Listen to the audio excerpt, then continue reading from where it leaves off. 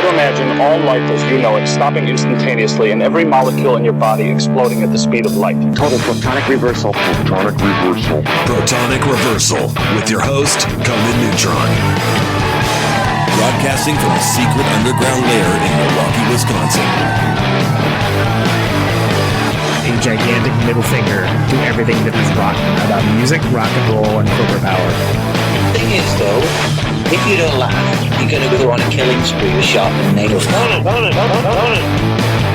Confidence of a hero or a fool. I wasn't exactly certain which. Could not be more professional. It's only one I choose to devote my life to. That's okay. It means something. It means something. And take that away. You know, that's my take on it. What's yours?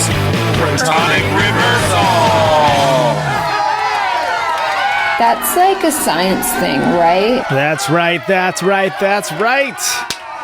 It is a science thing. It is a science place. It is a scientific fact. We are all up in your face. Welcome to the one, the only Protonic Reversal. Protonic Reversal. Welcome, everyone. Morning. It's this show actually started as a morning show, and I am doing this in the morning in my own personal timeline, and that's different from doing it late at night. For those that are not aware, those are two very, very different things. So here we are. We're going to be talking to Mr. Tad Doyle.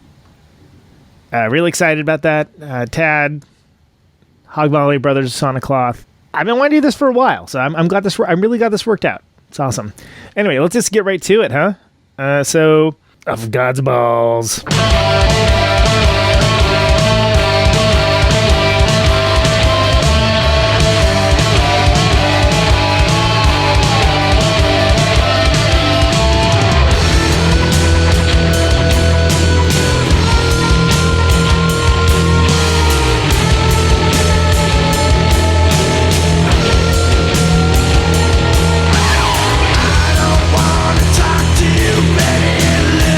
Talk to me.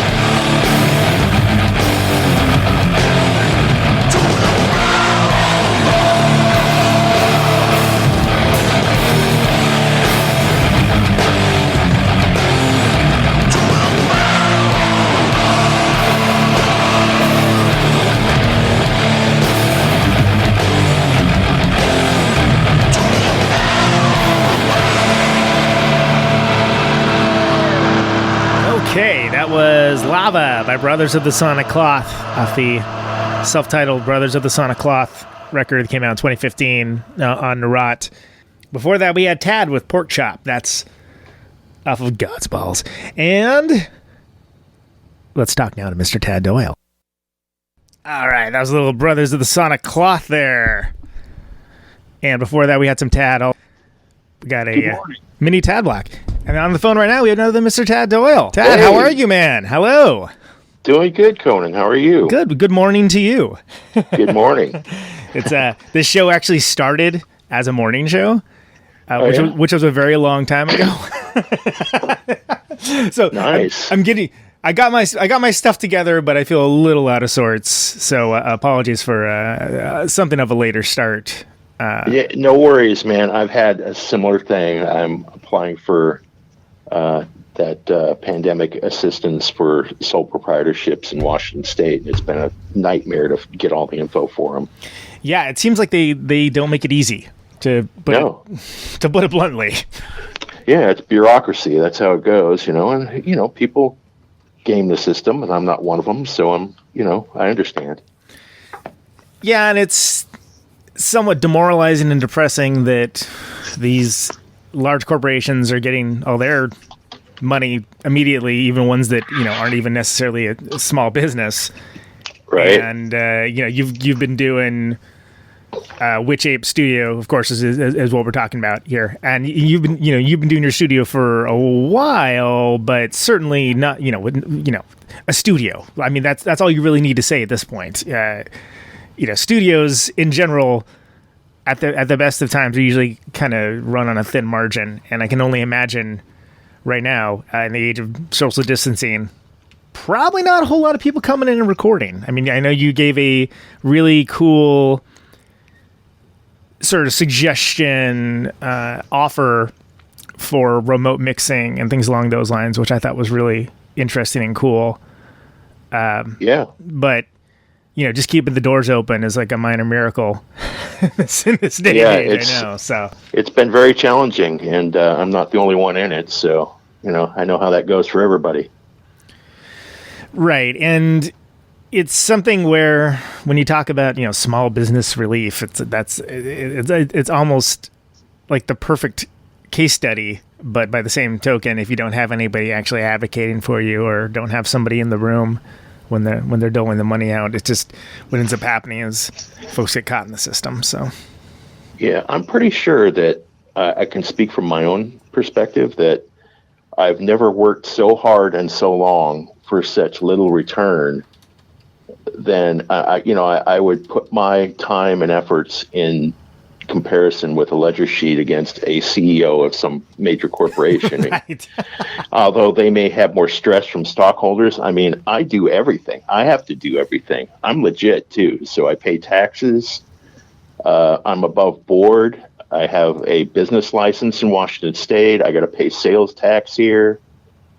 It's a lot to do, but I love doing this shit. So, well, it's sort of, it's a hat. It's a bunch of different hats that need to be worn at multiple times. And it's irritating that much like art itself, it's not really valued right. in a way to make it easier. It's like you just, if you're a square peg, you just have to fit into the round hole any which way you slice it. And it's right.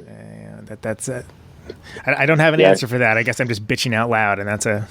But No, I understand, and that's something I've tried to do most of my life is be that square hole trying to fit in that round peg, and it's just I've come to the realization not too long ago, maybe 10, 15 years ago, that I'm not really employable in the regular sense of the word. I got a lot of things that are going for me as far as creativity. But there's certain issues I have, like dyslexia for one, and I was doing accounting, for a job at one point, wow, and I was good at it. Yeah, but you gotta almost work twice as hard just to get over that. Exactly. I've had to sit and read numbers and strings over and over, and then just write them down one at a time. And people lose patience with you, sometimes when that happens. But I make the most of it. So, did you? I guess we're already talking about it. Why don't we talk about what led to you starting up the studio? So starting up Witch Ape. I mean, was it more just because you wanted to work on your own stuff? Or you kind of thinking with an eye forward towards recording other things and like making that like a sustainable project? Was a natural outgrowth? Was what led to that becoming a thing? Well, I was really excited when 4-track cassettes came out. Oh, yeah. And I don't even remember what is like late 70s, early 80s. And I always been a tinkerer, so even before those came out, I would record. I had a 2-cassette blaster, and I would record into a mic into that tape deck, and then I would start bouncing to the other tape deck with a small mixing board that I got from Radio Shack. So that's kind of where I came from, and I'm sure that's not unique to me, but that's my story. Eventually, I've always been fascinated with it, and I always paid really close attention to what the engineers were doing when I recorded with them. I've worked with some really great people. I'm blessed that way, and so I just always paid attention. And I thought, this is something I'm really passionate about. I'd love to get good sounds. I'm, as a guitar player, I'm a tweaker. I love to move knobs, and as a drummer, I like the precision of a well-played part. So I think it seems like I had all the ingredients for this type of thing, and I listened. I'm a good listener, I've been told.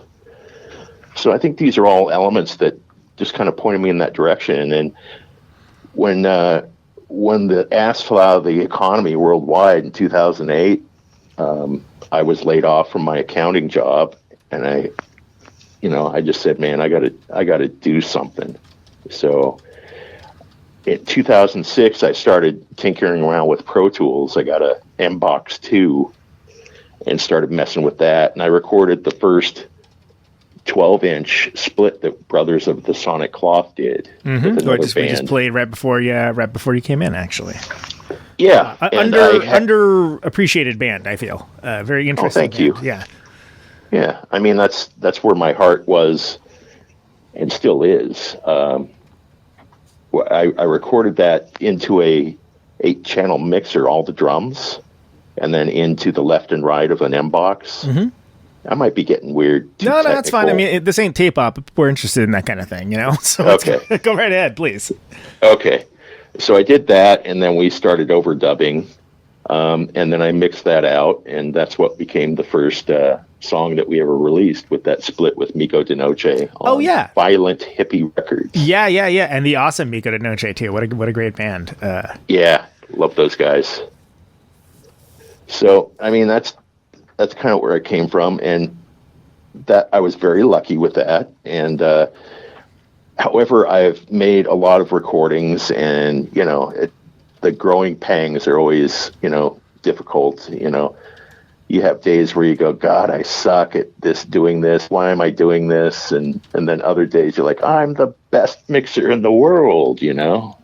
Right. So I vacillate between those two unrealities, and you can hold both of them in your mind, and for whatever that's worth. You can hold both ideas in your mind for whatever that's worth. Yeah, and probably the real reality is that I'm somewhere in between both. Right.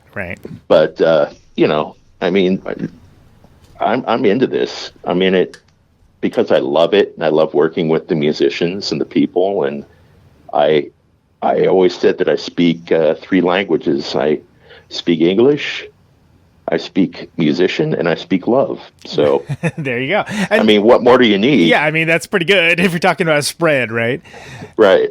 And also, you know how to make records too, which, not to put too fine a point on it, that's kind of an important thing, especially if you're someone that records bands. And it's if you don't know how to make a record, and you are excited to make a record and record your songs, it's always nice to work with someone that has made a bunch themselves and knows the mechanics of that and how to do it beyond just rolling, go. Yep. Agreed. So, and speaking of which, yeah, I was playing some. I played something also off the first record, the first Tad record, which I wasn't thinking about it, but that's 1989, right? What record is that, by the way? The God's Balls. There you go. Yeah. I just like people to say that. Yeah, I was gonna say one of the most audacious titles in the history of rock and roll, and definitely a case of, I'm a big fan on this show, probably to my own detriment, of talking about getting a record because of the album cover or the album name. Back in those halcyon days of just being in the record store and being like, "Hey, that looks cool." Right. And that was one that I definitely picked up. I'm like, this is called God's Balls. Like, this has to be interesting. And it was. Well, I'm glad that came across that way. Yeah. I mean, I was certainly the target market, so cool. That's awesome. But so that was Jack. That was Jack and Dino that produced that, right? That was and going back in the Wayback Machine. I would like to kind of go through all these and talk about all that. And that was before the Feeding Frenzy. That was well before it. Yeah, and you guys had a very articulate, from the outside perspective, you had a very articulated vision of your version of rock and roll, and it was a little noisier, a little crazier, a little edgier than some of the others. But I guess what I really like to do is I like to get your perspective of, again, going in the Wayback Machine all the way back to 89, and tell me a little about those times. Like, how did Tad the band come together, and what was the situation like at that time in your area of the world? Well, at that time, I had a job at a company called Muzak. Oh, yeah. With a lot of other musicians from the Seattle area. And I was in the cartridge cleaning room. And basically, we would take apart NAB cartridges that look like 8-track tapes and clean them, part them out, salvage anything that was good, and then restock them into the machine to help that company bring brain-numbing music to the world. Bring their vision to the world. Yeah, exactly. Not knocking the original writers, but some of the stuff they do, whatever. To strip out any and all danger or interesting elements from music and fill in the elevators and shopping centers of the world. Exactly. So I worked there. Bruce Pavitt was my supervisor. Oh, no kidding. Okay. And I worked in the room with a guy named Mark Arm from Mudhoney. Another young up-and-comer, yeah. Yeah. And at the time, he was in a band called Green River. And we were just doing this day job and, eking out a living at best. And so that's kind of the environment. We were all good friends, and we'd hang out and go to shows together, and it was good times. So I forget what else you were getting at with.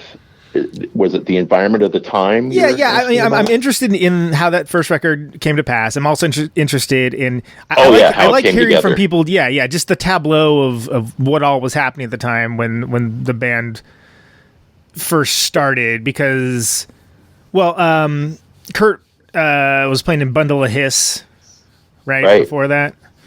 Yeah, absolutely. And my band at the time that I was playing in before Tad was a band that was called H-Hour. Okay.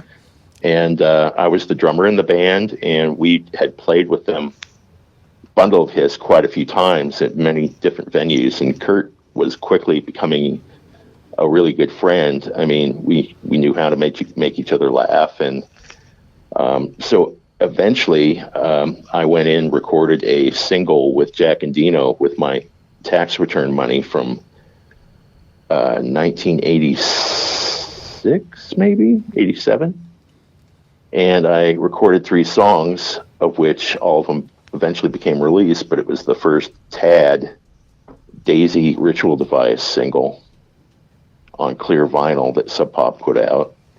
And I originally was going to do a live situation where it was just me playing to recorded drums with my guitar, obviously the drums that I played. Right. I do wasn't it very minimal, just kind of get something together, and yeah. And I realized that I didn't want to work with a drum machine, although I was very good at programming drum machines, and I had a few of them. It just didn't cut it for me. I like the sound of real drums. So I realized quickly, no, I can't. I want to tour this stuff, so how do I do it? And I thought to myself, well, I guess I'm going to have to get some musicians to do this. So Kurt was the first guy that I was talking to, and he was interested, and he knew a guy, a guitar player named Gary Thorstensen, and I knew that I had this and this drummer from way back, and his name was Steve Weed, and he was in a band called Death and Taxes, and I always admired Steve's drumming. It was very unique. So I said, well, I know this drummer. Let's just get together and see what happens. So we did, and I had a bunch of song ideas, and we pretty much, ironed them out in literally about 2 weeks, 2 or 3 weeks. We recorded God's Balls, the record. Nice. That's how quick it came together. So it definitely has an immediacy to it. Yeah, and it was really fun to do that, and it was a great time. We were having a lot of fun. Still are. Right. Well, sure. Ideally, that's supposed to be how it goes, right? Sure. So then you've got a record, and there's a band. There's a band that exists, and you're going through. You're doing the things the bands do, and so then what? You got Salt Licks after that, which you record with Steve. Yep, Steve Albini. We toured out to Chicago to get there with our equipment. I had been a big fan of Rape Man and all the things that Steve Albini had been behind. Big Black, of course, and I just thought, man, it'd be really great to get to know that guy somehow. And Pavitt said, why don't you go out there and record with him? And that blew my mind. Great idea. Right. Forward thinking. And so that's how that came about. It was actually his idea. And I was really stoked, and we found out that he was interested, so we made it happen. I think we recorded that EP in 2 days, maybe. It was second day was spent mostly on vocals and guitar overdubs, but it worked out. It was fun. And that was the one with Wood Goblins, of course. There's a video for that one, and that one's cool. Yep. Yeah. It's a good statement of intent for the band. Right. So then you're doing some touring, right? After that, is that the timeline screwed up, or is that when you were going out with to Europe? Was that about the same? I don't remember when that was. When we went out, I think we wound up going to Europe with Nirvana in 1989. Oh, nice. Okay. Shortly after God's Balls came out. I think that Salt Lake came after that tour. But, and then a lot of touring happened after that. I mean, it seemed like we were out for 9 months out of the year for a long time, 6 or 7 years, right up through Inhaler. But my recollection is fuzzy at best at this time. And that's totally fine. I mean, it's something I'm not going to expect instant recall of something that happened that long ago. But right. But it also, it seemed like, again, from an outside perspective, it seems like people were kind of picking up on, even if it was just the more facile elements of like, oh, look at these crazy dudes from the Pacific Northwest. They're crazy lumberjacks, like this, Right. that vibe, which it just seems adorable now, of course, but Well, that's not a word I would use, but that works. reductive, adorable in its naivete, I suppose I should say. Yeah, exactly. Not really adorable as far as, well, especially, and again, it's hard to describe for the younger listeners, but the UK press especially was prone to sensationalism, hyperbole, and kind of creating their own narrative for, I don't know, out of boredom. I'm not entirely certain what they would. Yeah, I think everybody was just trying, especially the European press and particularly the British press were always, like you said, they would sensationalize things and would go with, I think it's just the whole capitalism thing had fallen apart there, and there's a lot of people fed up, and they wanted to, I don't know where I'm getting with this, but well, it led to some very interesting, and again, interesting in the, may your life be interesting proverb, sort of aspects of how things were covered, and in some cases how they were perceived, but again, it seemed like there was a lot of narrative imposed upon art rather than reporting in a lot of cases. Yeah, and there was always seemed to be like a pissing match for writers over there to see who could write the craziest shit and, and be the most creative with it. I think it was very competitive over there instead of factual. Yeah, that's a good way to put it. But I mean, ultimately, you're playing shows. People are responding to it. Like, it's obviously that's got to be something that's. When you play in bands, that's always a nice thing to have people respond positively to it. Yeah, and negatively too. I mean, you got some negative response, which is almost as golden, in some ways even more golden, right. If you're pissing off the right people, then you're doing something. Right. You're evoking a reaction, at least. Exactly. Anything spring to mind from those days, those early days? Well, we had a show where in Austria, I think it was, where... it wasn't Austria. It might have been Czechoslovakia or Yugoslavia, where they picketed outside of our show because of some reason. And I don't recall, but the show went on. But it was just really exciting for us. It's like, wow, somebody gives a shit so much about our music in a way that it moved them to do an action. Yeah, they made signs. Yeah. that took them out of their normal day-to-day whatever they do, and that was pretty funny to us. Well, sure, and that's something where you get to hang that on your punk rock wall of fame, right? Right. You were picketed for whatever reason. Yeah, I think it had something to do with the Ed Gein song that we had on God's Balls. Is that what they were just? They were anti-cannibalism? I think that they took it seriously. Oh! That's what we were really about, so... nuance. A lost art. Christians have never been good at taking jokes, so... Yeah, they're not known for their deep love of satire. So fast forward a little bit, let's talk about 8-Way Santa, which had a controversial album cover that that was a mite of legal trouble, right? Yeah, absolutely. And rumor is you got it from a thrift store, right? It was like a found art situation. Yeah, well, the legal trouble started with Salt Lick as well, with Jack Daniels and a cola. Oh, right, that we had in our song. Yeah. Right. That's the one where... And eventually that was released on CD with that and God's Balls as well. I guess the cola company didn't like that we were associating their pure and untainted product with drunk driving, which was not what we were doing, but that's the way whoever it was interpreted it.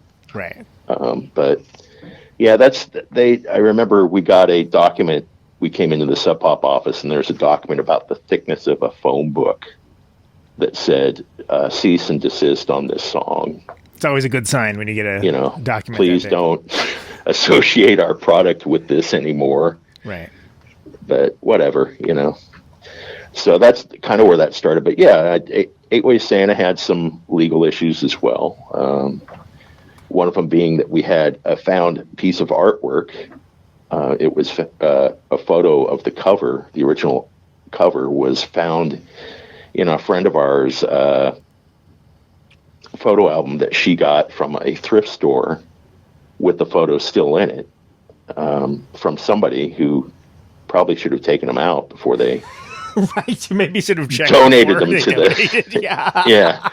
I mean, I get it, if you're trying to get rid of your life from the past and you just don't want to mess with things. Right. But that's where that came from. And eventually the two people on the cover who had been divorced since then, and one of them had become a reformed member of society, they decided that they were going to sue us, and it really hurt the record because it had already came out, and we had to pull all the copies, and for an indie label to do that, it's so early into the release that was very cost prohibitive. And then secondly, Sub Pop, thank them, we came up with a quick photo cover to replace it, and they did it and put it out again. But it kind of really hurt the momentum. That record was on its way to doing really well. Well, that was that was 1991 too. That was like right when everything was happening. That was yeah. Like the flashpoint in history where the weirdos were allowed out into the world, right? Yeah. Before they figured it out, the formula, and they just made their own. Right. Go ahead. No, I was just going to say, and there was certainly an element of mystique with it again in those days, because the cover was it was banned. Oh man, I heard it was, and then like this, you get this urban legend about how crazy the cover was. Oh, I heard it was just a bunch of dicks, and whatever. And it's far more salacious than it actually is, because when you have kids talking and you don't have, again, in the time before the internet, we could immediately just see and know everything at like 2 clicks. Like there was like an urban legend about it for like a really long time. Right. Yeah. And there, we certainly loved and played into that mystique, and, it's all true, but there wasn't dicks on the cover, right? Unless you speaking figuratively, but yeah, I was gonna say, depending on how you term that, I suppose, if somebody was an enemy, but yeah, one of the rumors was literally that there was 8 penises on the cover, and that was seriously something that somebody who probably should have known better told me, at least. That's a new one. I haven't heard that one yet, but there's always kind of strange, suggestive masking of artwork that could probably superimpose dicks in there, but I'm unaware of any dicks being in there, other than the 2 that were on the cover, and I'm just joking about that. They're nice people, whatever. Dicks were implied, if not explicitly mentioned. Right. So all right, so let's again, the timeline. This is 91. Everything's happening. But you're tied up with which ultimately it's a cool cover, but it's not like something that like get pulled from stores cover necessarily. But you're in a situation where Sub Pop has to put out the they pull it, and then there's like the photo cover, just the photo cover after that, and that's you did that in Madison, right? That was a Smart Studios with Butch. The legendary Butch Vig, yeah. And solid record, very, did you feel like it was a good representation of where the band was at the Absolutely. time? Yeah, I think at the time, super we were in complete evolution the whole time we were a band. I mean, God's Balls was kind of defining for a lot of people what they thought of us. And actually, it's odd that most people are aware of Inhaler more than anything, and I think that's probably because of the major label muscle that went behind that. But, it just gets it in people's radar a little more. Yeah, exactly. And Butch was amazing to work with. He's the the guy's good at his craft, and I really liked working with him. We had a lot of strange things that were happening at that time too. One of them being that we were touring all the way out to do that one as well. And at this time, Steve was getting tired of being on the road a lot, our drummer. Right. And he actually quit during the recording and said he wasn't going to play anymore. And he just went up into the lounge and started drinking Old Styles. And I said, "Are you sure, Steve? This is, we got to finish this. We're here to do this thing. This is a job." And I guess as a drummer, I've always been kind of hard on drummers because they've got to at least meet or beat my expectations of what I can do. Right. So, it's AKA the Paul McCartney. Yeah, whatever. I don't know what that means, but Paul McCartney's a really great drummer. Oh, I didn't know. Yeah, he's actually, according to, sorry to hijack the story, but according to a lot of, insider Beatles stuff, he's actually technically a better drummer than Ringo. I heard something about that, and I actually heard that he did play some parts where Ringo couldn't for the recordings. And apparently there's certain songs where he had very clear ideas where he wanted to do. And right, and God bless that, Yeah. You got to have a clear vision. And he is my favorite Beatle. He's certainly, Paul. I mean, he's certainly the most consistent, and I think, as this slight Beatles digression, the only thing that you can kind of lay a hand on with Paul stuff is that some of it has a tendency towards schmaltz if he's not being pushed, which is why him working with Lennon was so great, because Lennon kind of brought the darkness, and that led to him doing things like Helter Skelter, where it's like, oh wow, yeah, that's where you need to be. That's great. Yeah, absolutely. But yeah, I mean, ultimately, very consistent and misunderstood, I think, by punk rockers a lot of times as well, where when you're talking about the Beatles, which of course there's that whole reflexively, oh, the Beatles suck. Really? You don't like songs? Okay, fine. Yeah, you're so edgy. Right. Well, I grew up in, I'm pretty old, so I was born in 1960, so I remember watching my brother and sister dancing to Beatles songs, and to me that was normal. That was my formative years. I was hearing Beatles all the time, and they really changed what people call rock and roll for forever. I mean, it was amazing what they did, and as a punk rocker myself, I wouldn't give them much credit either, but as I get older, I'll hear some of their songs and go, holy shit, yeah, this is fucking amazing, and not only that, a mono recording with 4 mics, right, is what they used, what they use versus what's available just to the average freaking computer owner at this point. And what they did with it is kind of mind-blowing, and a perfect example of it not being the number of tracks or the equipment necessarily, but it's as much as what you put into it as anything else. Yeah, those engineers were, man, I'd love to talk with those guys. Yeah, I mean, you think about a song like what is it, Day in the Life or something along those lines, where God, you just got these orchestral what do you call it, glissando or it's like avant-garde, really, right. if you stop and think about it, and just they were like, hey, let's try this. Oh, let's try this now. Yeah, that wasn't a sampler. Those were actual people playing. Actual orchestra to a tape. Yeah, to the tape. And they didn't have Pro Tools edits. Right. They didn't have playlists to do it over and over until it's, wrung all the life out of it. They had to get it right. All right, lads, here's your sheet music. Go, Right. And then you got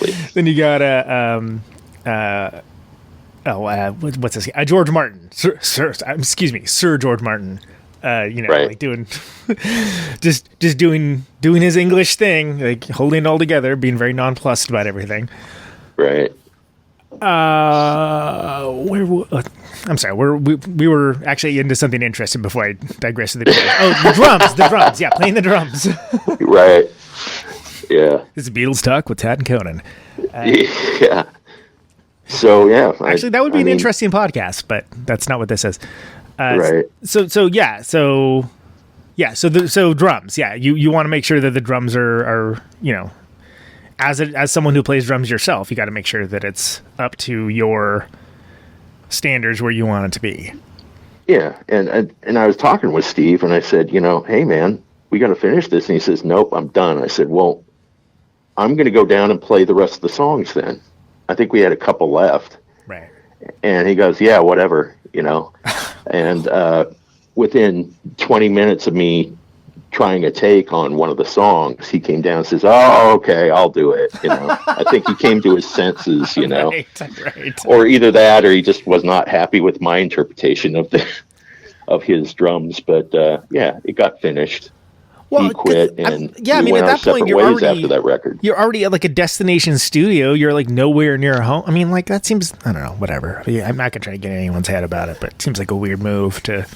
Well, I understand his perspective too. I mean, he had it with probably me being on the road, sleeping in a van, being uncomfortable. It's road life is not for everybody, and I'm kind of like a musical cockroach, so I can just do that, and not so much these days with being a little older. I think it's hard. My days of waking up with cat litter in my face stuck to it right. from sleeping on the floor and critters crawling across me trying to sleep are over, hopefully for good. Yeah, that's for those that continue on with it. I think there's a certain dispensation for if not comfort, an absence of misery. Yeah. If you actually are going to keep it sustainable and move forward with it, once you're out of your like 20s or whatnot, you're like, you know what? We're not going to do that. Well, that's funny you mentioned 20s because the band came together when I was 26. So, I mean, all these, I'm almost, I turned 60 next year. So it's like the touring for me, I was a latecomer, and I just started picking up guitar when I was 26 years old. Oh, no kidding. So, really? Yeah. Okay. I mean, I had a Ibanez Blazer bass that I would tinker on, this whole time, but guitar was a whole nother animal. And I thank Steve Albini and Butthole Surfers for that inspiration to play guitar, Well, and what I always thought was interesting about the Tad stuff too is it kind of seemed just as much to come from, the weirder, cooler, more aggro side of classic rock as it did from punk rock. Thinking of things like, almost like Sir Lord Baltimore and like, the more kind of cool Alice Cooper band stuff, like things along those lines, and just put through your own filter and your own lens. Yeah. And now that seems fairly commonplace, but there was definitely something of a division for a very long time until bands such as yourself came through and kind of knock those barriers down and was like, hey everyone, there's some really cool stuff in some of these songs, and we're gonna do our interpretation of that and put it through our own filter. And I thought that was interesting because I don't know. Anyway, for a bunch of dumb punk rockers like myself, it was pretty fascinating and opened up some doors. And I thought that was very cool. And also something that, frankly, you don't get enough credit for, if I dare say so. Well, I think what a lot of bands that did in this period of time you're talking about, 89 through 95 or whatever, they were coming out with their roots in not only vocally but musically, and my roots are Beatles, and I have a heavy jazz influence because I went to school studying music in college, and I also had I loved the energy and immediacy of punk rock, and always felt that I like what I like, and I'm not afraid. It seemed like punk rock in a way was kind of like, oh, you can't like metal bands if you're into punk rock, and I always thought that was kind of a silly rule. And maybe this is just me thinking that it was a rule, but I liked metal. I've always liked metal. I grew up with the best Birmingham metal bands, it's hard to beat, and metal's kind of got a bad name because of all the foof and the hair of the trappings, 80s. Yeah. That's not metal to me anyway, so whatever. Well, and it's something where when you talk about folks being with punk rock, I think that it's something where for a lot of people within punk rock, the idea of like trying to impose rules on it, like, oh, this is and or is not punk rock, the Tim Yohannan definitional school right. of column A, column B, punk rock, not punk rock, is so limiting and absurd because a band like the Screamers is just as much punk rock as Black Flag or the Birthday Party and it's I don't think puritanical definitions advance art. Me either. I don't think definitions advance art, and unless it's an inspiration to move away from a definition. Right. Yeah. You're using that as your flag to go past. To be like, right. Okay, there's a compass on this now, so I'm going to get off the trail. Sure. Yeah. Absolutely. And it's interesting how much that tends to be a unifying factor for most artists of any worth, whereas the ones that may not feel that way are never going to openly advocate for a rule set, but they'll definitely follow it at the same time. Right. It's interesting how that works. Yeah, definitely. I think that in music, there's very few trailblazers, and there's a lot of monkey see, monkey do's out there, and unfortunately, what gets pumped out there in the masses and shoved down everybody's throat is kind of monkey see, monkey do stuff. And these bands are great in their own name, but I think that there's they've came from somewhere, they've had an influence from somebody, and that they don't acknowledge. And I've always been very, not that I'm better than anybody, but I've always been very vocal in where I got my inspiration from, because I saw it as being something that I was very passionate about. Like, for instance, Pink Floyd. I love Pink Floyd. Beatles. I've never been a Stones fan, though. I mean, I get it. I understand that people like them. And it's just not for me, but it took me until my late 20s before I finally kind of like, okay, cool, I get this. Like I came really late to the game with the Rolling Stones after a long time, and I dig them now, but it was interesting that that Stones didn't really appeal to me for a really long time. I would be like, I'd rather just listen to the Stooges. This. Yeah, for sure. And there's a thing about them is that, they probably don't ever let on to it. I don't know. I don't keep track of them, but they got all their stuff from, oh, totally. They black started as a blues cover band. players in the United States, I mean, that's from there. And, they're white, so they couldn't, really emulate it to a T, and who would want them to, but, it comes out sounding like them, and that ends up being their sound, is because it's them trying to be blues dudes and rip off R&B artists, and well, not rip off necessarily, but like they love that music and wanted to play music like that. Sure, and it came out sounding like the Rolling Stones. Right. Exactly. So getting back to where we're at, the record. I'm talking about Anyway Santa here. Mm-hmm. Yeah, Jack Pepsi on there. And you alluded to the earlier certain cola manufacturer was not super psyched about having their logo used for that, right?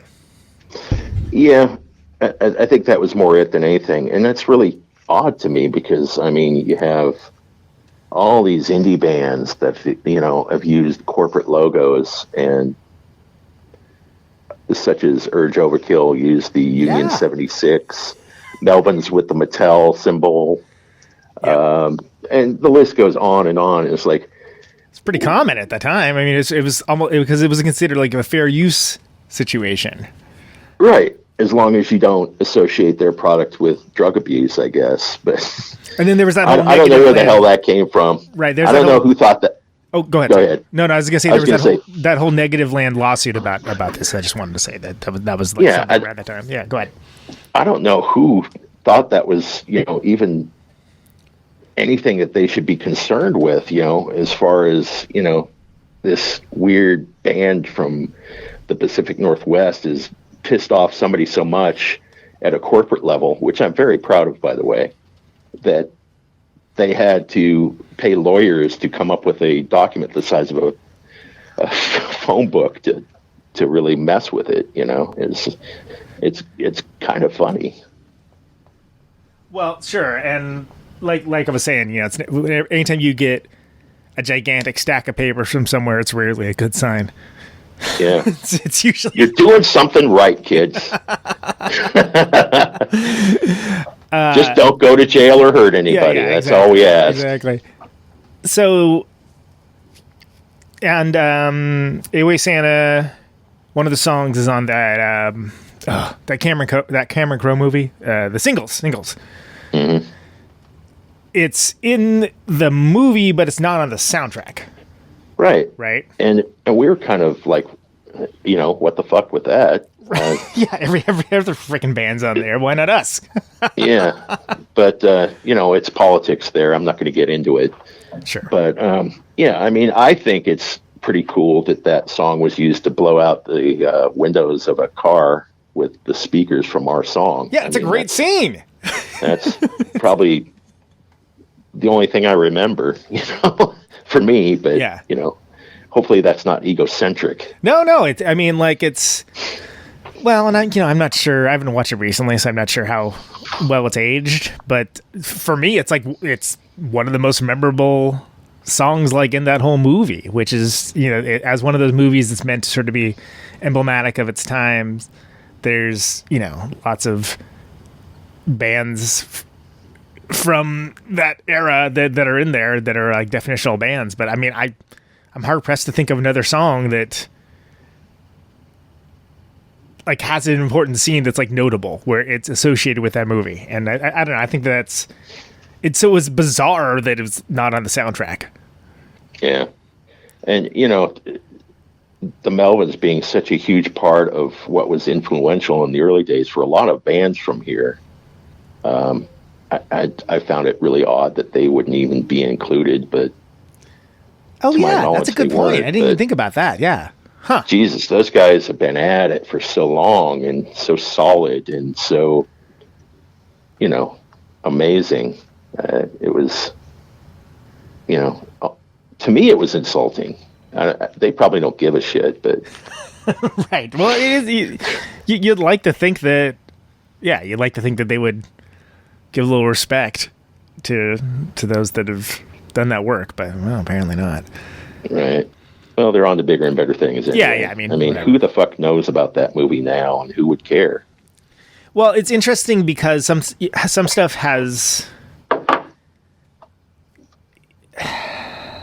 lasted and some stuff hasn't, and for whatever reason, it's obviously we're living quarantine life. I've been watching like a lot of movies. This last weekend, there was a run of what I can only call Gen X greatest hits of movies.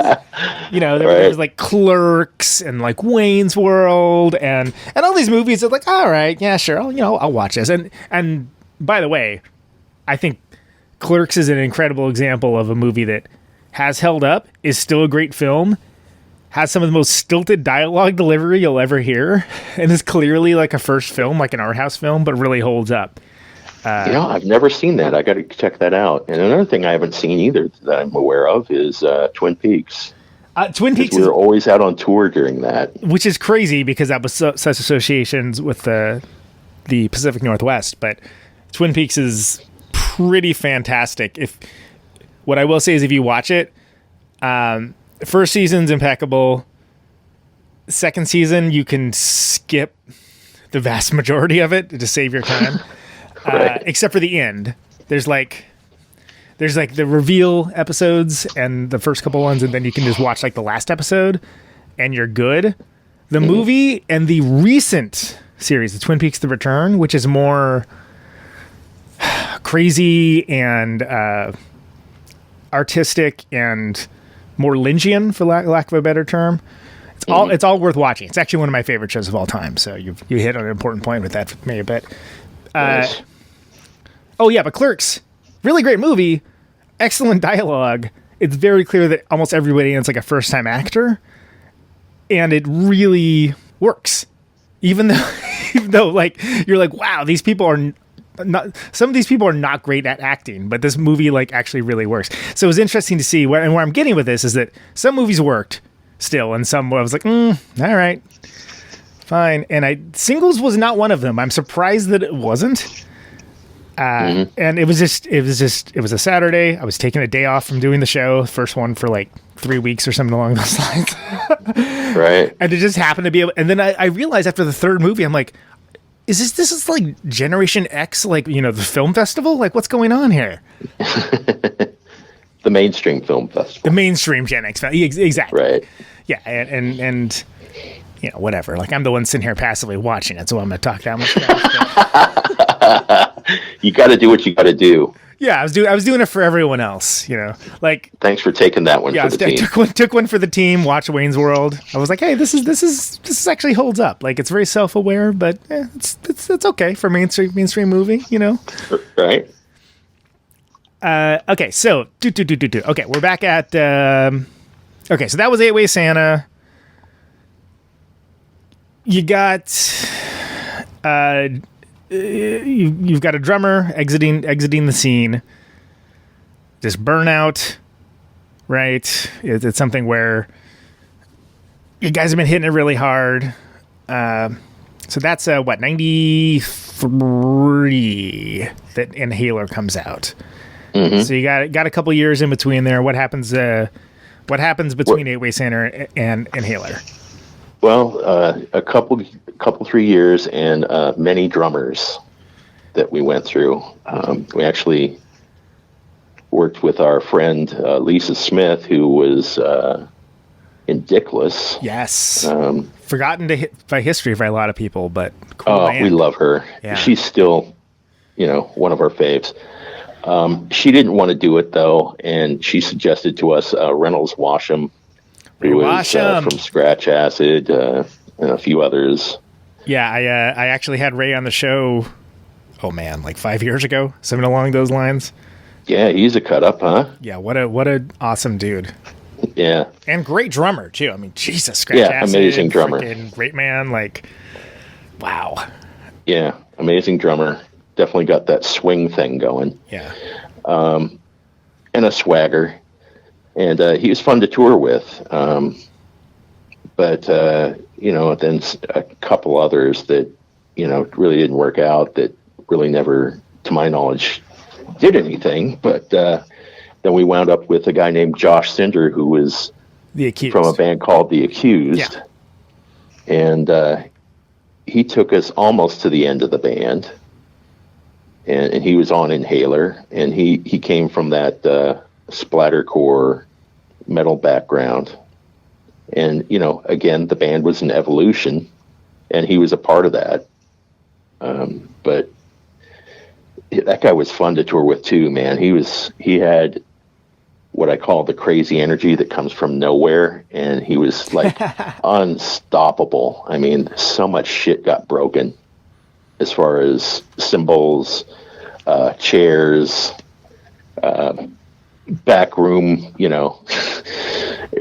he had a lot of energy, let's just say.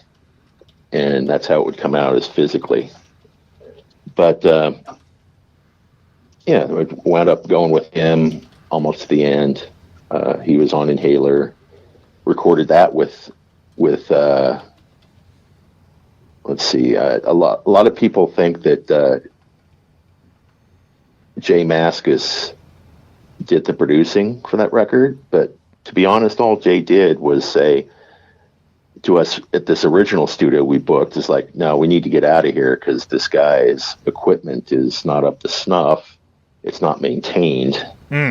So we went to Studio D in Sausalito and recorded there with an engineer named Larry Brewer, who lived in Tacoma.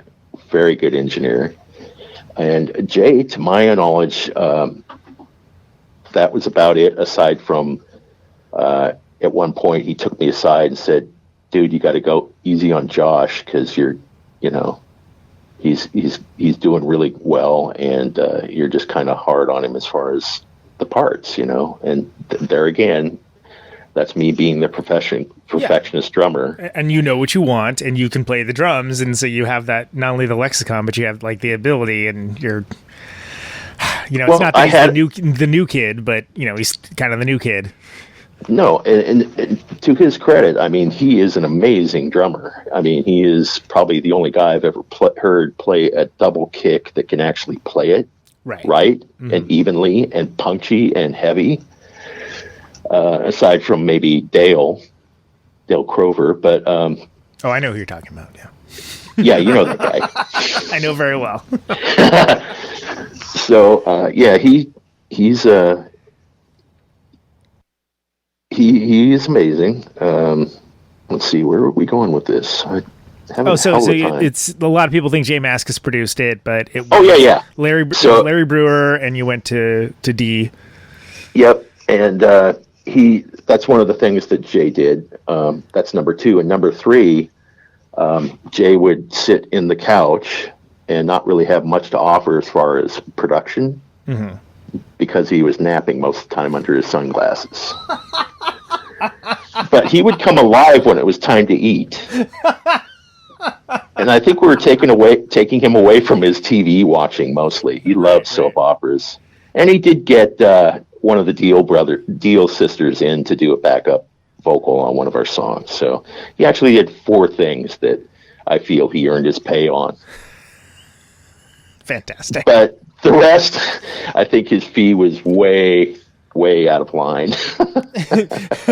versus work completed and tasks versus right. What do they say? ROI. Yeah. Return on investment. Yes, exactly. So that's Inhaler, and that's Warner Brothers. Yeah, that was Giant Warner Brothers. Okay, right. That was on what the book Hitmen called The Poison Dwarf. The guy that put out the Eagles and shit. We were on his label for a short time. Oh wow, okay. I think Poison Dwarf. He got wind of us with the Bill Clinton poster with the big doobie and decided it was time to call it a day for us. Which we were on tour with Soundgarden in Europe at that point. Right. And plus we had a really not good manager who was, trying to take advantage of us monetarily the whole time. And we wound up catching him red-handed, trying to empty our bank account while we were on tour. And so he got fired. And that was probably all those things, most bands would call it a day. Yeah, that's even like one of those things would be a lot, but to have all that happening, it seems. Yeah, I mean, but music is what held us together, and what we were all about. So, I mean, outside conditions were never really an issue until the end. It kind of started becoming an issue. I think when we got dropped from Giant. Josh was kind of losing his momentum with us, and he thought, who knows? No, it was actually when we got dropped from Elektra. Right after that, we had a deal with Elektra for Infrared Riding Hood. Yeah, which he played on, and we did that with Indino at Robert Lang's studio in North Seattle. Yeah, that's that's one of those ones, and again, it's the CD era, but it's, if I remember right, that's one of the ones that has like a long blank section in one of the tracks, you know, where there's all that empty space that would happen in there. It was near the end. I can't remember which song it is, but yeah, it was the hidden track. The hidden track, yeah. Thing. It's which is something that's kind of lost to time as far as how people listen to music now, but it's something that the idea would be you'd keep it playing, and then, you know, you go do something else, make a sandwich, and then suddenly, another song would come up. Yeah, like, what the hell is that? What is this? What's happening? Yeah, exactly.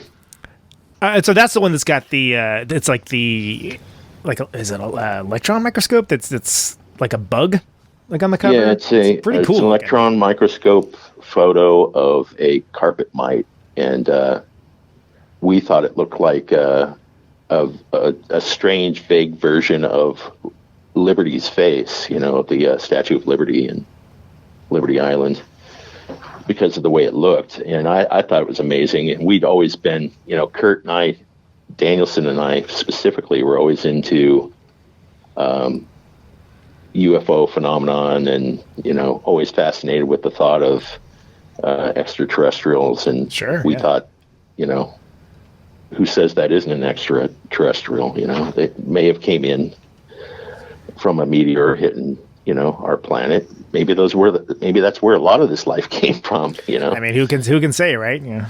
Yeah, I sure as hell can't. So that ends up being the last Tad record. I mean, did you have a feeling with the way that all worked out that was sort of the end of the line? Did that feel like something that was like, okay, this is starting to spin down, or was it?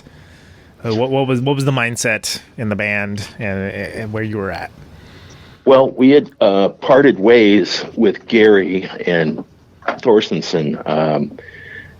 I take full responsibility for this, and it was a bad decision that we moved apart from him, and he wound up not being on Infrared Riding Hood. And I was prepared to, I mean, I learned so much from this guy on guitar that I felt like I was prepared to carry the guitar torch all by myself. And I don't know what the hell the motivation was, but I regret that to this day, that we did move apart from him. I wish he was in to the bitter end. Right. But, you know, it's what we did, and maybe that was part of it. You know, you take one of the essential elements away from a mix, and it's not the same. So I feel very proud of that record. However, you know, I felt like I had gotten to a point in my guitar playing where I was able to handle the duties of whatever I was doing. But you know, that was one of the things that kind of started leading down that road of us moving apart. And, you know, drugs had a lot to do with it too. Me speaking specifically from my standpoint, it's like I was doing way too much weed and coke and crystal, and, you know, that stuff was just, you know, it took me down a really dark road. The whole smorgasbord of debauchery. Yeah, you know, I thought that, you know, I remember thinking, you know, when I was doing crystal, it's like, oh my God, this is what I've been looking for my whole life. I feel amazing, you know, and, right.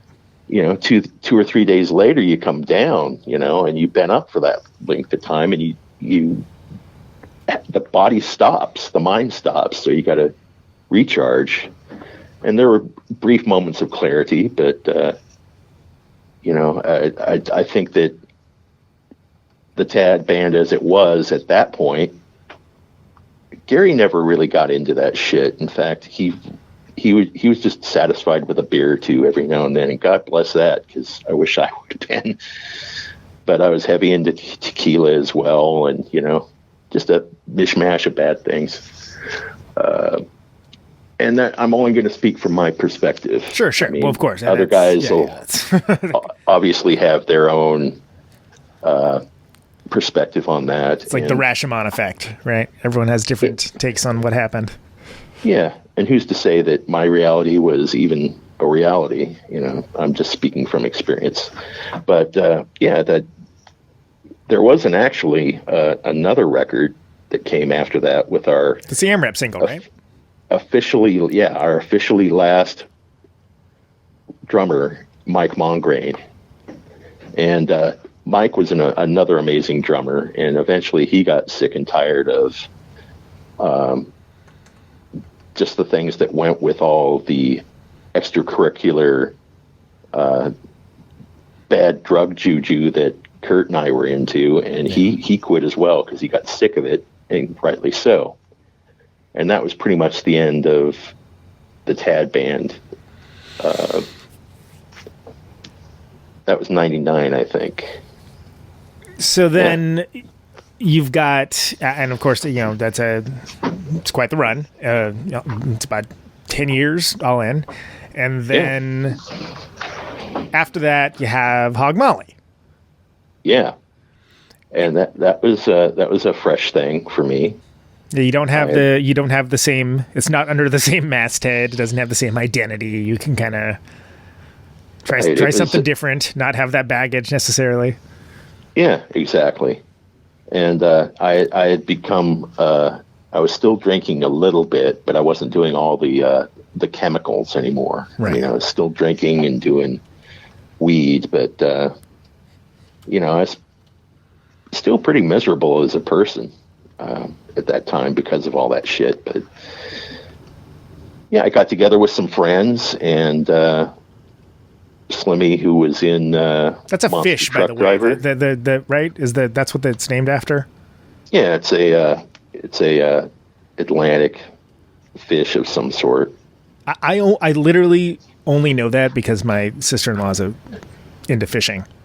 Yeah. Like I discovered that like last year. I'm like, oh, that's what that is. Yeah. Yeah, I didn't know that either. And until we got well into it, and the bass player I was playing with, Tyson, told me that he pretty much came up with the name. But that was we recorded again with Jack and Dino at a place called Private Radio in Fremont, Seattle, and that was a smaller studio, and it was really fun to do. It's more of an up-tempo type of feel, more punk heavy, and somewhat, dirty. But it was fun stuff.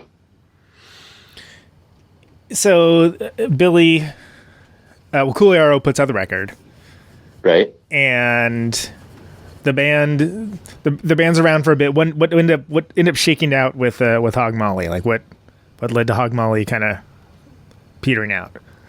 Well, I got to think about that. What did happen there?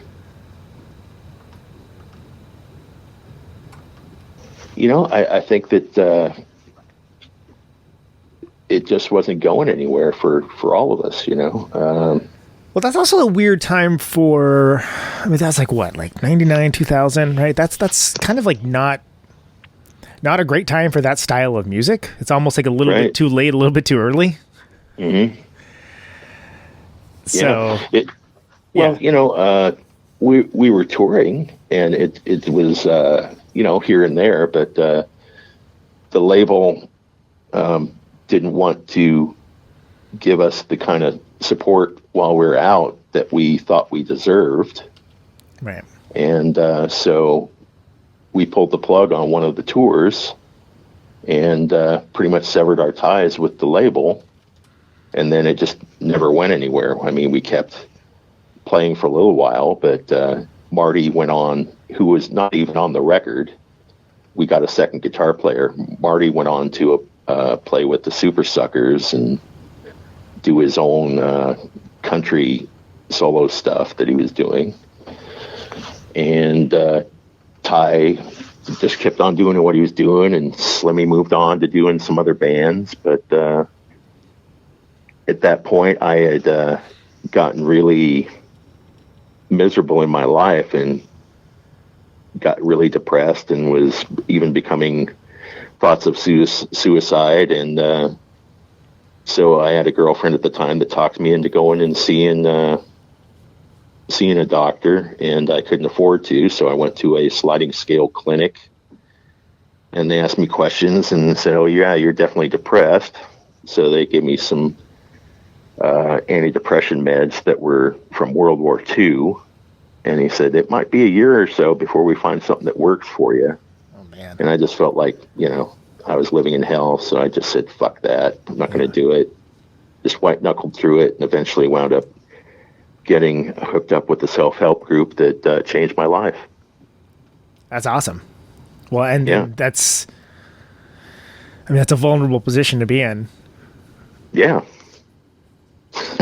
It's heavy. So is that something, do you think that was something that was always there, or is that something that was, maybe it was covered up by with the partying and the drug use, or was it something that was exacerbated by the events? Like where have you ever gotten to the bottom of that? I mean, as someone that, has my own dark passengers to speak of as well, I'm always curious.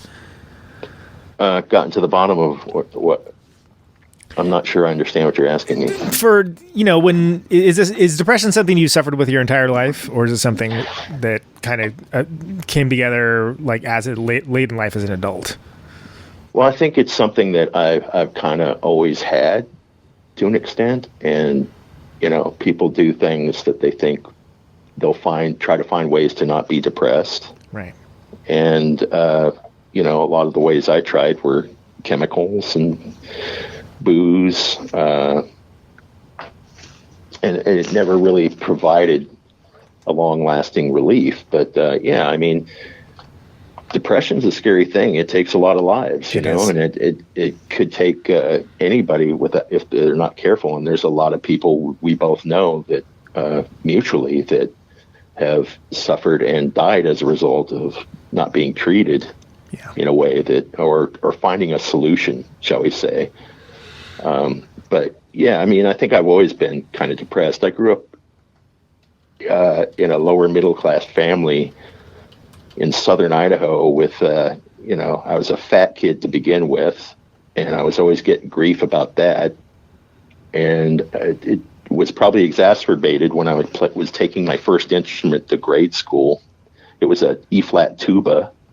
Man. So there's all the shit that goes with that. Yeah, I was gonna say, which is. I mean, you get depressed if you're the loner and the nerd and the kid that doesn't fit in, and you're hauling your tuba around. Yeah, and you kind of get an attitude at that point, and I was that kid, and I am so glad I went through all that, though. It really shaped me in a way that made me tough as nails and unstoppable and unbeatable in my pursuits of goals, Yeah, it gives you that definitional sort of statement of intent that you know what you're kicking up against, right? Yeah.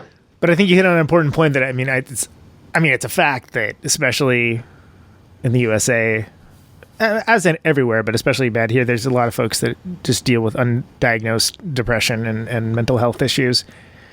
And it's somehow still stigmatized in a way, and how the discussion is what is making you depressed versus getting to the cause of like, oh, you are this type of depression, and because sometimes it isn't, a lot of times it isn't an event necessarily. It's like something that was there, and the events just send someone down a spiral where it's more noticeable.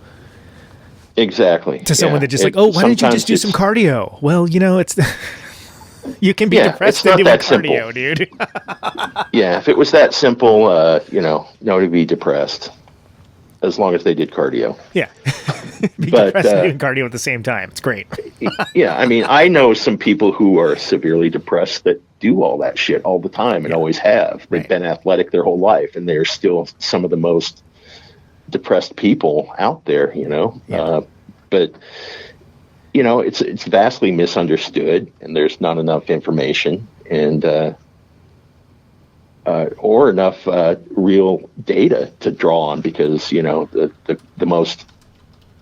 people who might be able to provide the best data or wind up, doing the ultimate sacrifice, Right. They never, they're never going to have the opportunity to be like a control case or the, like whatever, how they collect the data because of the nature of the sickness. Yeah. I think it, philosophically speaking, I think everybody goes through the same amount of torture in their life. I don't think anybody's unique to torture. I think that everybody's got their shit and their issues, and it just might be different. It might show up in a different way. But, it's really comes down to how you deal with it and if you have some support to get through it, because Western medicine is not our friend at this point. Right. on any level, as far as I'm not just with that. Yeah, you're right. I mean, but, I'm laughing, but it's not funny. It's no, you gotta laugh at it. It's just so horrible and bleak. Weird. Yeah. And what else can you do? I mean, we're not laughing at the sufferer. We're laughing at the situation, and maybe that's something that makes humans what they are. But it's a coping mechanism. Yeah. So talk to me on the path to Brothers of the Sonic Cloth, which I think was as I mentioned earlier, a wildly underrated band. Yeah, thank you. Well, that came about because running back a few years prior to that, I had a series of horrible jobs I was dealing with, even into my sobriety life. One of them was being a sales representative for trying to get people to refinance their homes. And being a part of that, I didn't know at the time, but being a part of the subprime shit. Yeah. And I failed miserably at that job. I didn't get one sale, and I was doing it for 6 months. And just, eating at food banks and whatnot. It was, I had this shitty car I'd drive out to the office, and they wanted me to be there. I couldn't do it from home, but it was a special, a special hell that was kind of like Office Space, if you ask me, but not quite as funny. Right. With all humor removed. Right. Yeah. So that, and I remember, getting off work one day and just fucking screaming to the top of my lungs in the car, going, what the fuck? What am I supposed to do? What am I supposed to do in this life? And, I come to the conclusion that, previously I thought that if you commit suicide, you were weak and, thanks for removing yourself from the gene pool type of attitude, right? Right. The attitude that normally comes from young men, let's be clear about that, that are coming out of a position without empathy. Or just somebody who's ignorant and has never been that way. Full disclosure, if you talk to me at 17, that's was probably my mindset, Right, yeah, because, whatever reason. But at that point, I knew it wasn't an option for me, and that I was going to ride this wherever it's going to go, and it just took time. But a lot. Why I'm saying this is because a lot of the inspiration for this record, the Brothers record, came from all these things. And I actually quit playing guitar for a few years. I got a girlfriend who I fell madly in love with, and I moved to San Diego to be with her because I sure as hell didn't have anything going on in Seattle. And she wound up being my wife. Right. Yeah. And she's been completely a joy in my life in so many ways. She knows more music than I do. I mean, she says, I can't believe you don't know about this band. And, she'll give me grief about it for a week or so, and then we'll move on to another one that I don't know about. But, I quit playing guitar, quit making music, and I was just enjoying being in San Diego in the sun. That was really huge for me. It was like, fuck, this is great. I'm in heaven. It's warm every day. I'm not freezing my ass off. I don't have to put on a coat to go outside. And, I just did a lot of work on myself in a spiritual manner, and did a lot of reading and reflecting, and it brought to surface a lot of things that became important to me, and it helped me to let go of a lot of things that weren't important to me. And did you find that the change up in location kind of help with the mindset too? Absolutely. Yeah. That was huge for me. I mean, I probably had seasonal affective disorder from here living in Seattle. Vitamin D deficiency. It's a real thing, man. Probably is. Yeah, it's not good for if you're predisposed to depression. That's not a good place to be. But I love the smell of the Pacific Northwest, the moisture in the air, the smell, the greenery. It's just like no place else on earth except for, a few others, I guess. But it's very unique. I've always had a special affinity for it. And it's but it is something where, if that's something that affects you, and it affects a lot of people, whether they realize it or not, there's a reason why like the suicide rate in that region is so high. Yeah, it's difficult. But, and I wonder how the native people got along here, I mean, I guess if you're born into this environment, I mean, you're probably better equipped, but I always think about that, our tribes here that grew up here for thousands of years. But, I mean, that was the inspiration for Brothers. And finally, I picked up a guitar again. Cheesy story, but true. I was listening to a song came on the radio when I was driving down the 805 in San Diego, and it was War Pigs by Black Sabbath, and it brought me to tears. And I go, fuck, this is why I've always played music. This moved me, So I decided I needed to start playing again, and so that started the motion and the juice, and started writing those songs from 2005 on until it was released. It took that long to write that first record. Well, and it's coming from, a very, very heavy place emotionally, but the music is also pretty heavy as well. Like it's I don't know if you, again, don't want to put a square peg in a round hole, but it definitely had more elements. I'll take that. Yeah. a little doomier almost, if one was going to be reductive and slap a label on it. And, right. But that said, I mean, there was a vitality to it that it seemed like things were coming at it from a very fresh perspective, from the outside world.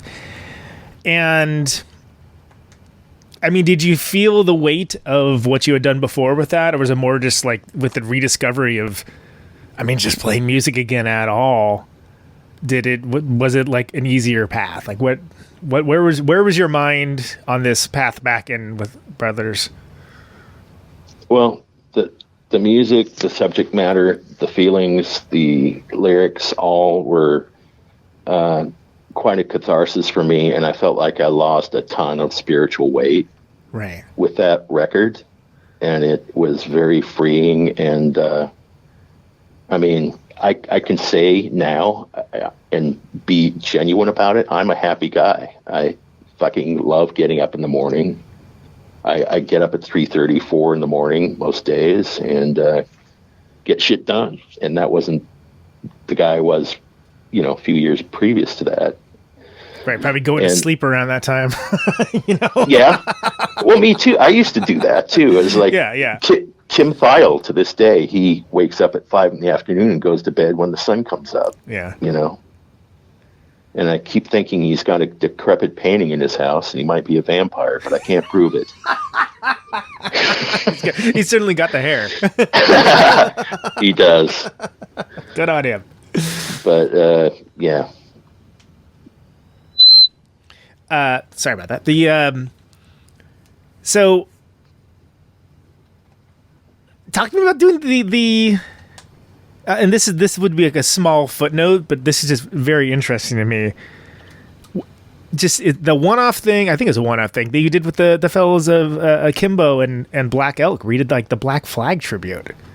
Yeah. Well, I mean, that was... So first of all, interest of full disclosure, both the Akimbo and Black Elk folks are just old friends of mine from touring and whatnot, and love them dearly. But I remember when that happened, just being very jealous that I couldn't go up there and see that, because I was like, oh my God, that's amazing. And again, for folks not aware of the timeline, Black Flag wasn't quote unquote back at that point. Right. So it's hard to believe now, because Greg Ginn's like running around with the I don't even know if the shoeless drummer's playing with him anymore, or who the hell's in that circus. Right. Nor was there, Flag with all the rest of the guys and Kurt Morris. Like it was. It's not like Black Flag was some unknown band, obviously, but there was not the ability to see any of these songs played in any capacity whatsoever. And I just thought that was such an interesting confluence of cool things that you got together with those dudes to do this. So how did that come to pass? How was that cathartic? Was it cool? I mean, the pictures looked amazing. It was fun. That came about because I think John Wisniewski or Nat Dam got a hold of me somehow, and they asked me if I'd be interested in doing it. And I said, well, yeah, but I've never been good at playing other people's songs, and I've always felt that it's best left to the original player. But I jumped at the chance because Akimbo was one of my. Oh. We had a space down the hall from them where they practiced when I first heard them, way before they were putting out records.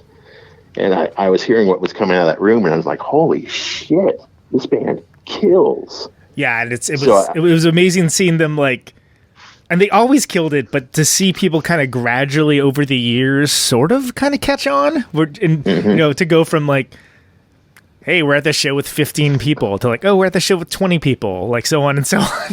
Just like the slowest climb, but they always were just such a fantastic band that.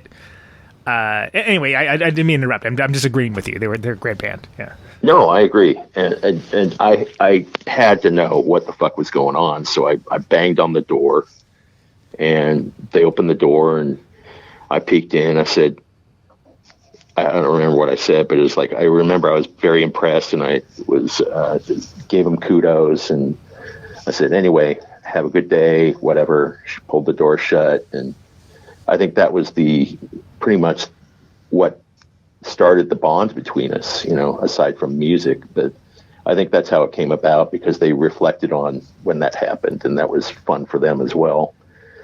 But Black Elk, man, that's one hell of a band. And I have seen both these bands many times. I don't go out to shows much these days because I'm too fucking busy and I'm not interested, but it was fun that they came up with that. And the guitar player took extra time to show me parts that he thought might be good for me to play. And, I probably murdered them when we played them, but the thing is that it was fun and it was energy, and, the people loved it when they saw it. It was a very special energy was shared amongst people. So it was fun for me. That's not something I would have came up with on my own. Right. You wouldn't have been sitting there and workshopping like, hey, what kind of like weird thing can I do right now? Like that's just the kind of thing that just comes over the transom. And you're like, yeah, man. Yeah, that was all Akimbo at the time. All those guys. So, Brothers of the Sonic Cloth is on a hiatus, right? It's not gone. It's just not happening. Is that a fair assessment? That is correct. We've got songs that we need to record that we have that are ready, and we've got a couple others in the hopper. But well, because the record was about 5 years ago at this point, right? Yeah, 2015. Yeah. It took us almost 10 years to come out with the first one. So we move at the speed of glaciers, Yeah, you're not exactly going on the CCR model. Right. That's what we do. And, we all live very busy lives. Dave, French, the drummer, he's an amazing musician in his own right, and does his choice of jobs is he does teching studio. Live teching for numerous bands. He's worked with Soundgarden. God, it's so many I can't even fucking think of right now. Reba McEntire. He's done. Oh God, what's the name of that guy? Acoustic dude, Dave something. Very popular with the college crowd from about 8 years ago. Anyway, that really narrows it down. Yeah, I was gonna say, but very popular guy.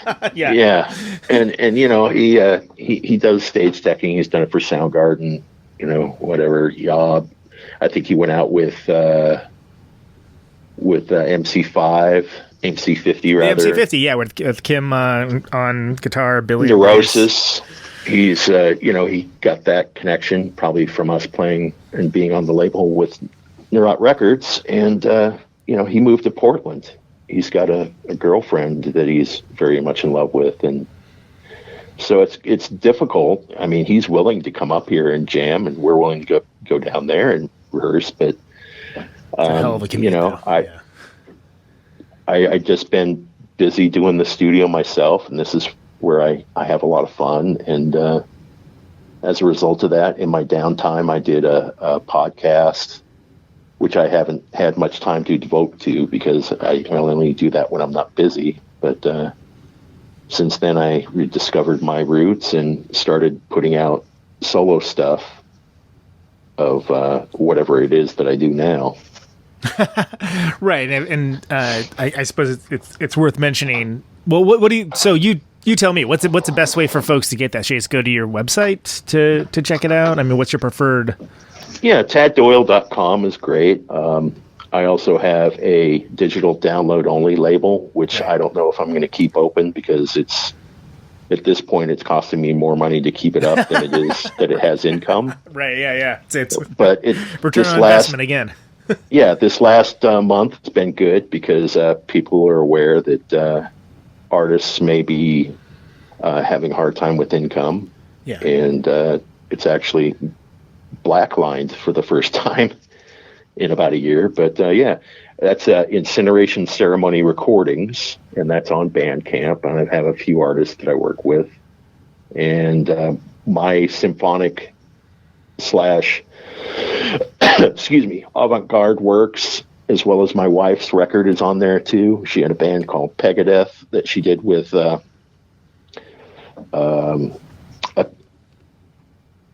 Helms Ali. Oh yeah, of course, yeah, the amazing Helms Ali, yeah. A couple of the people from Helms Ali, and old friends, Hosey and especially, and Ben. Dana, yeah, Ben. Yep, good people, and that's available there, as well as a couple others, and maybe some more down the road if it stays open. But right now, I'm kicking around the idea of just letting it go.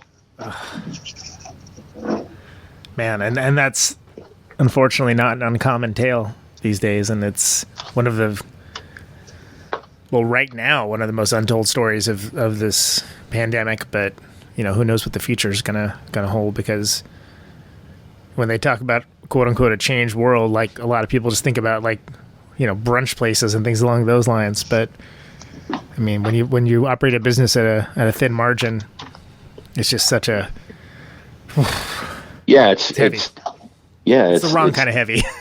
Yeah, and it's tenebrous at best. It's it's a lot of these small businesses or things that we enjoy as consumers are going to go away because they can't really afford to keep the quote unquote virtual doors open. I have been lucky that I'm staying a little bit busy through doing virtual and off-site mixing and mastering for people.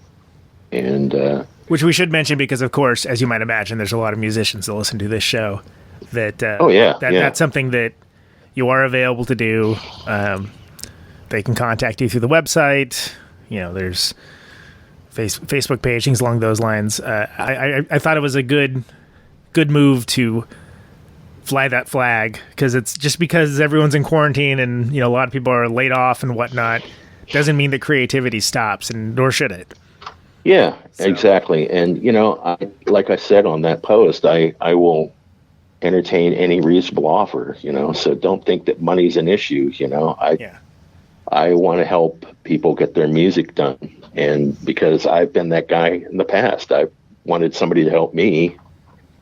So I'm there, and it might even just be like consulting. If you got questions or something, I can share my experience with whoever or whatever. But I do prefer to do audio work. So right. If you need that, I'm your man. Tad's your Huckleberry. So, Tad, I want to thank you so much for spending so much time with me and agreeing to do this. It's a pleasure, and likewise, Conan. I wish it was under better good conditions, of course, but I really appreciate you doing it and being so open and cool. I have the one thing I close the show out with. I hate canned questions, but it's a canned question because I like hearing what people say, and it's pretty short one. Is why do you do what you do? Oh, that's a good question. Why do I do what I do? It's because that's what I am. There you go. I am what I am, said Popeye. No, I do it because it brings joy to my heart. I write very almost depressing music for a lot of people. Well, for myself, rather. I don't write for a lot of people. Who knows if anybody's listening? But yeah, it's because it brings immense joy to my life, my heart. And I love dissonant chords and, putting shit together that sounds horrendous, let's say. Horrendous to some and delightful to others. Right. That could be a unauthorized biography. Right. Thanks for having me on. That's awesome, man. Thanks Ian so much. Really appreciate you. Appreciate your time. And stay safe. You too.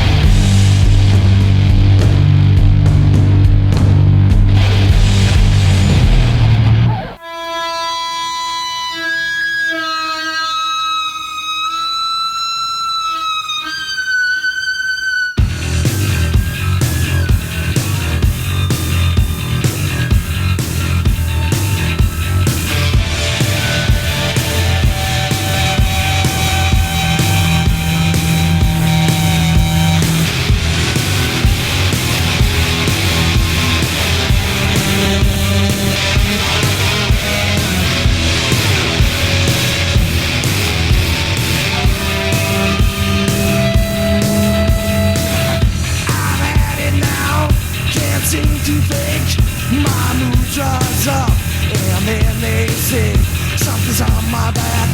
Can't turn to stay, breathe out and fast. That's up when they say,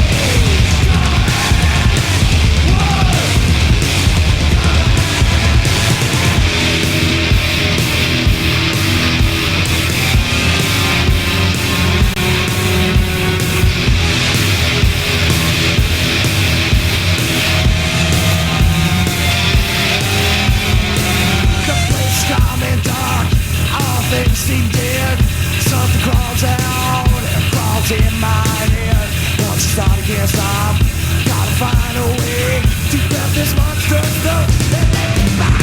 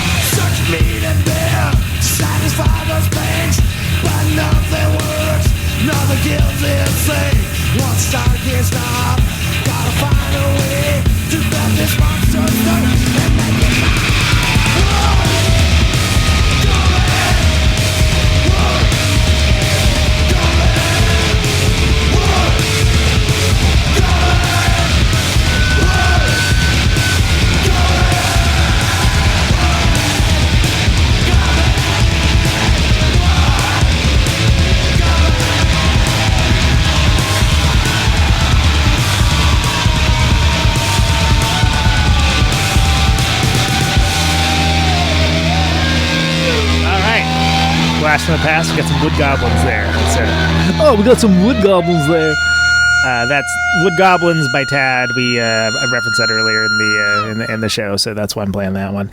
And before that, we had another song by Brothers of the Sonic Cloth. Is this thing on? And that was I Am. That's how the Brothers of the Sonic Cloth record.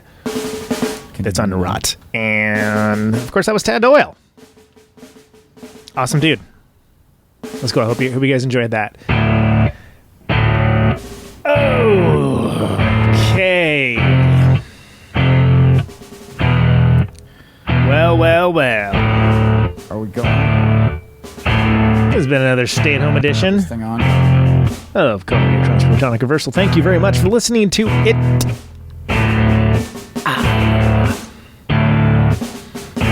If you're interested, Test. hey, Mr. Tad Doyle, taddoyle.com. Can you hear me now? Hit him up with an email. Don't hit him up on Facebook. Witch Ape is the studio. As we come to the close of our broadcast day, Hit him up with your mixing or mastering projects. Is available. Farewell transmission. Reasonable rates, etc.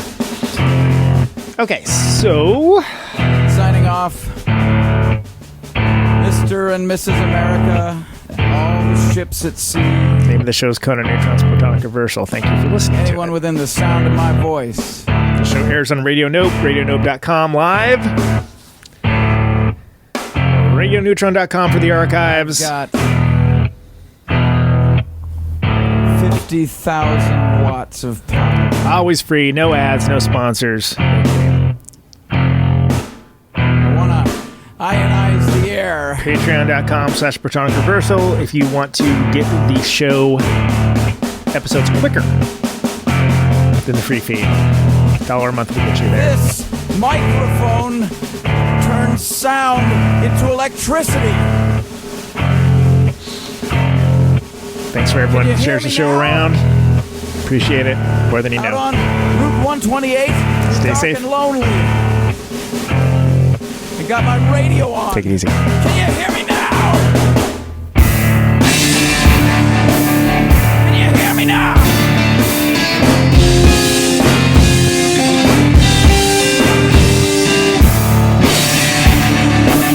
Can you hear me now? Can you hear me now? See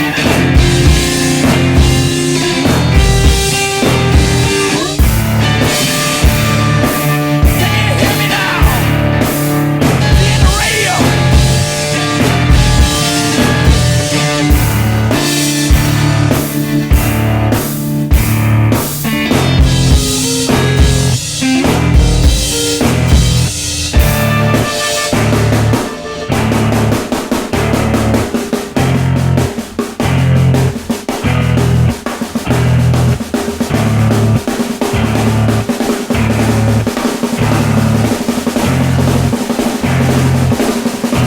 And that snare drum and that drum roll means we've got a winner.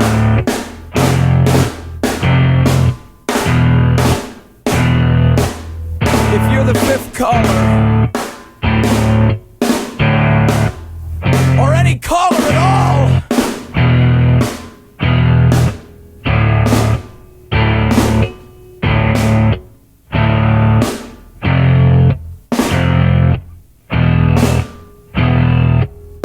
welcome to my top 10.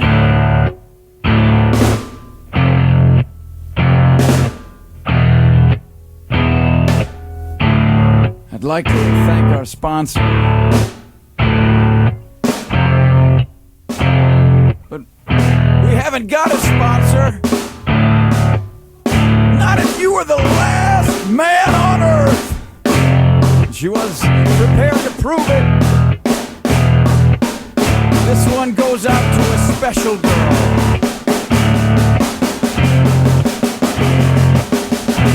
But there is no special girl.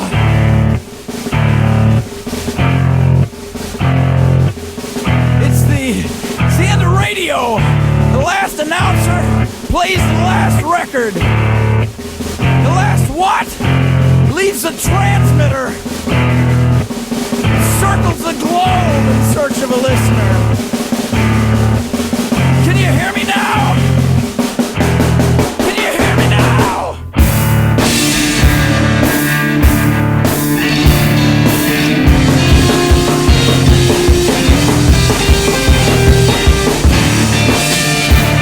Can you hear me now?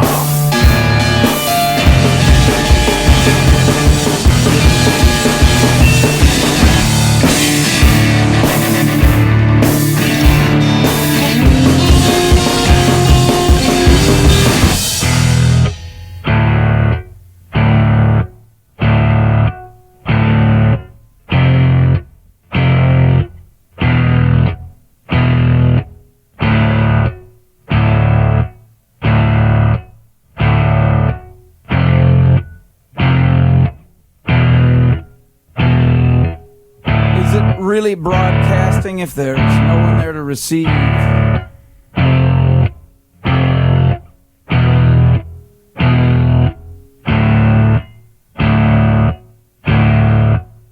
It's the end of radio. As we come to the close of our broadcast day,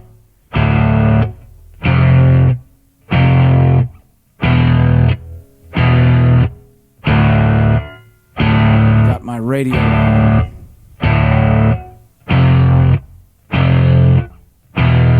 Can you hear me now?